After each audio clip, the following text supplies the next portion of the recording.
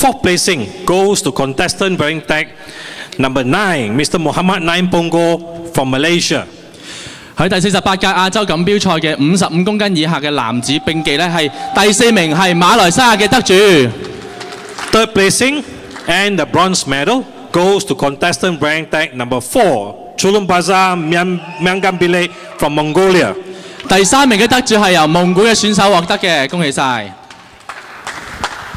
Second placing and the silver medal goes to contestant wearing tag number 7, Vincent Ng Hang Cheng from Singapore.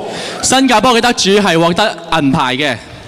And the champion for this category goes to contestant wearing tag number 6, Xiao Liziu from China. 中國獲得我哋今日嘅第一面金牌獎，恭喜晒咁多位。